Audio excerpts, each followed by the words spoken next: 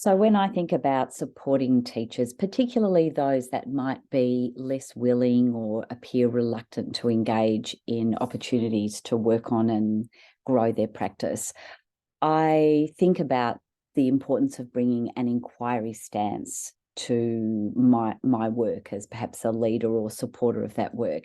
And I draw on the same kind of practices that I use in the classroom, but I do it in different ways. And I just wanted to share 5 of those really quickly in response to this question about how we support our colleagues.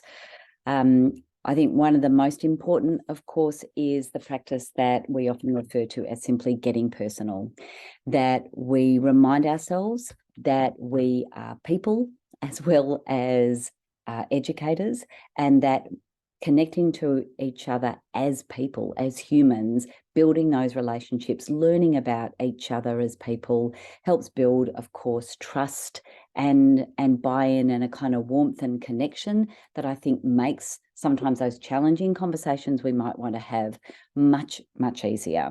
So I get personal. I think the other piece that is so important in this work, again, very similar to what we do in the classroom as an inquiry teacher, is we notice.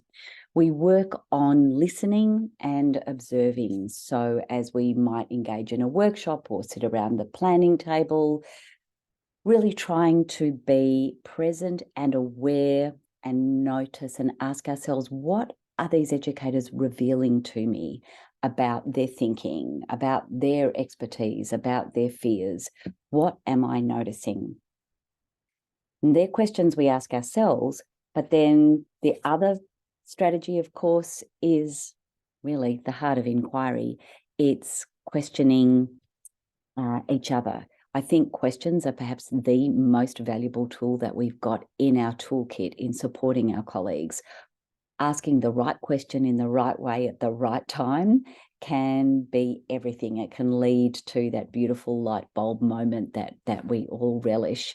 Working on genuine, open-ended questions that are fueled by genuine curiosity. So learning how to ask questions in the spirit of curiosity, where we are not always asking questions to which we know the answer, but where we're genuinely engaged in inquiring into and pondering how things might work most effectively for our students. What if we tried this? I wonder what's going on here. What's this piece of work telling us? What are we noticing? I wonder if there's a different way of approaching this. What might you do? So really asking ourselves and each other questions around the planning table or the workshop table, if you like, to build a kind of dialogic culture that is fueled by ardent curiosity can really lead, I think, to a much more trusting and safe and joyful opportunity to grow our practice. The final approach or strategy, I think, is simply that of releasing.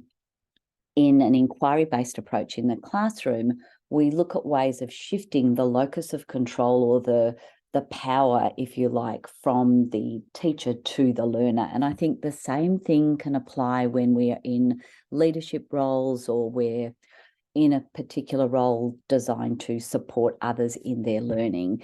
If we can remind ourselves about the effectiveness of releasing responsibility, so that we're inviting the teachers to do the investigation, the teachers to be the inquirers into their own practice, and we're facilitating that approach, I think that gets buy-in. We are modelling, of course, great ways to work with our students, and we are co-constructing our understanding of this complex and layered work that we do.